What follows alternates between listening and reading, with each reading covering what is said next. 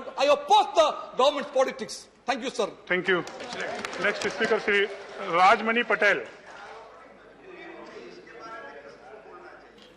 माननीय सभापति जी, 127वां संविधान संशोधन बिल,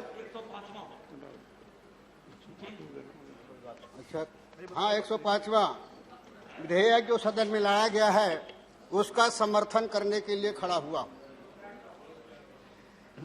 लेकिन माननीय सभापति महोदय, इस बिल में कोई कुछ ऐसा खास है नहीं।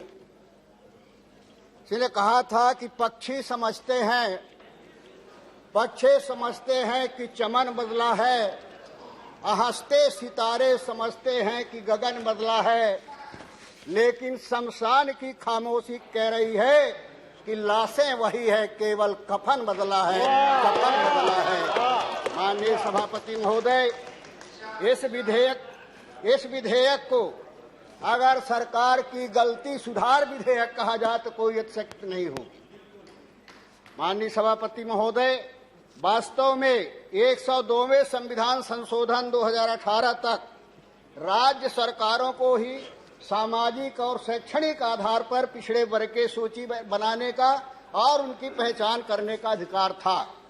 लेकिन 2018 में इस संशोधन के बाद, इस संशोधन के कारण ही महाराष्ट्र में मराठा आरक्षण को सुप्रीम कोर्ट द्वारा अमान्य किया गया और कहा गया कि अब केवल केंद्र सरकार ही ओबीसी को सूचित कर सकती है, जिसके कारण उस आरक्षण को समाप्त किया गया। इसी संशोधन में राष्ट्रीय आयोग का संवैधानिक दर्जा दिया गया, जिसका गाना सरकार ने बहुत गाया कि बहुत बड़े उपलब्धि, बहुत बड़ा हमने पिछड़े वर्ग के साथ में न्याय किया है। और इसी के तहत राज्यों के अधिकारों को समाप्त कर दिया गया और पिछड़ों का 3 साल तक हक मारा गया। माननीय सभापति महोदय, और अब 105वें संविधान संशोधन विधेयक द्वारा पुनः राज्यों को सामाजिक और शैक्षणिक आधार पर सूची बनाने का अधिकार प्रदान करता है, जो पहले था। इसमें केवल तो 342A3 नामक नया खंड जुड़ गया है। माननीय सभापति महोदय, पहले केंद्र सरकार ने राज्य सरकारों के अधिकार को छीना, उन पर पाबंदी लगाई, जिसके कारण 3 वर्ष तक ओबीसी को पीजी, यूजी और मेडिकल तथा डेंटल में प्रवेश नहीं मिला। इससे लाखों लोगों का हक और अधिकार मारा गया। इसे सरकार द्वारा क्रांतिकारी कदम बताकर करोड़ों रुपए छप बनाने में खर्च किए थे माननीय सभापति महोदय।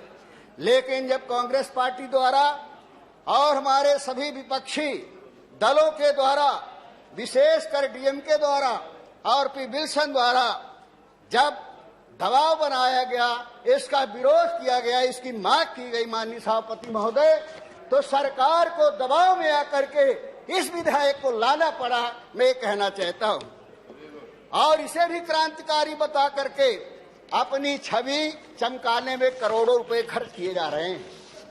माननीय सभापति महोदय, ये सरकार दोनों तरह से लाभ लेना चाहती, कुछ करके भी न करके भी। जिन्हें कहा था कि इनकी इस पार से भी दोस्ती, उस पार से भी दोस्ते, अंधियारे से भी दोस्ते, उजियारे से भी दोस्ते, है अमावस से लड़ाई, युद्ध है अंधियार से, यह लड़ाई अब लड़ोगे कौन से हथियार से। ये इनका दोहरा चरित्र है। माननीय सभापति महोदय, देश का ओबीसी अब जाग उठा है। 52% ओबीसी है, जो इस देश की ताकत है, इस देश की प्रतिभा है, इस देश की शक्ति है। जब ओबीसी का खून और पसीना बहता है, तब देश की प्रगति और विकास की आधारशिला रखी जाती। माननीय सभापति महोदय, अब वो समाज जाग उठा है और आपके कारनामे को देख रहा है। ये 52% ओबीसी ने आपको जीत का ताज पहनाया है, लेकिन आपको नहीं भूलना चाहिए कि जिन हाथों में ताकत है तिलक लगाने की, उन हाथों में ताकत है सरताज भी उतार लेने के, सरताज भी उतार लेने के। ये नहीं भूलना चाहिए। माननीय सभापति, ओबीसी के प्रति सरकार की नीयत ठीक नहीं है। इसकी मैं लंबी कहानी नहीं कहना चाहता। अगर इनकी नीयत ठीक होती वहीं से पहचान लीजिए कि जब मंडल आयोग लागू हुआ था उस समय कौन सी विचारधारा थी जो कमंडल के माध्यम से आरक्षण का विरोध कर रहे थे, जनता का जहर घोल रहे थे, उससे इनकी विचारधारा की पहचान हो जाती है।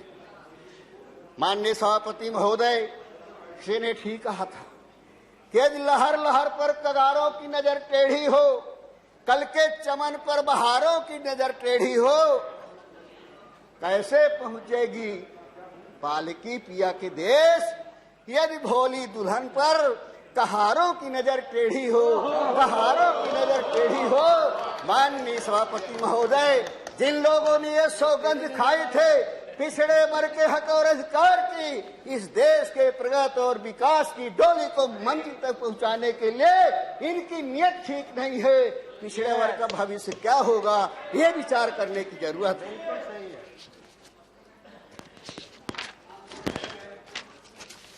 माननीय सभापति महोदय, मध्य प्रदेश में ओबीसी को 27% आरक्षण कांग्रेस ने दिया, लेकिन भाजपा सरकार द्वारा सही तरीके से प्रबरी ही करने के कारण न्यायालय ने 27% का आरक्षण खत्म कर दिया। विश्वविद्यालय में, पंचायतों में, सचिवों में, वर्ग 3 की भर्तियों में कहीं भी कोई आरक्षण का पालन माननीय सभापति महोदय नहीं हो रहा है। छात्रवृत्ति में कटौती कर दी जाती है, ओबीसी का बजट कम कर दिया जाता है और प्रमोशन में आरक्षण नहीं दिया जाता। इससे सरकार के नियत उजागर होती है।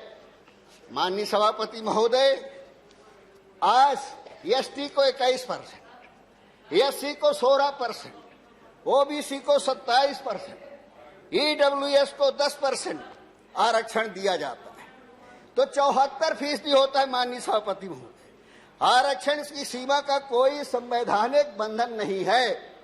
इसे वजह से तमिलनाडु को 69% आरक्षण मिल रहा है।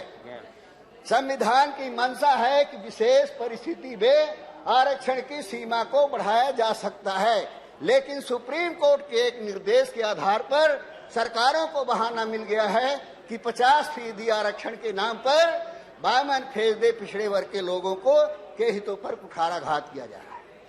इसलिए हम चाहते माननीय सभापति महोदय कि ये बंधन खत्म होना चाहिए और 50% से अधिक आरक्षण प्रदेश सरकारों को 75% तक आरक्षण का अधिकार मिलना चाहिए। ये मैं निवेदन करना चाहता हूँ। सभापति जी, रोस्टर में परिवर्तन होना चाहिए।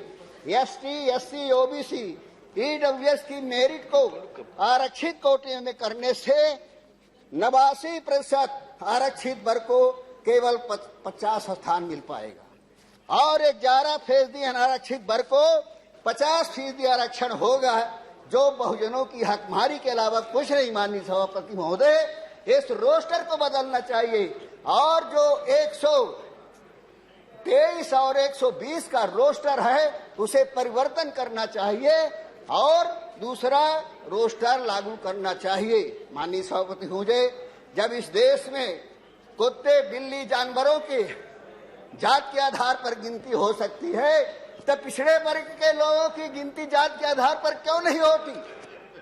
जहां पिछड़े वर्ग के हितों का सवाल आता है, न्यायालय कहता है अधिकृत आंकड़े दीजिए, सरकार जवाब दे दी कि हमारे पास अधिकृत आंकड़े ही नहीं है। इसलिए शासन के नीतियों का फायदा 52% लोगों को नहीं मिल पाता। इसलिए मैं निवेदन करना चाहता हूं कि जात के आधार पर आरक्षण गिनती जनसंख्या की करानी चाहिए ताकि इनके नीतियों, शासन की नीतियों का फायदा ओबीसी को मिल सके।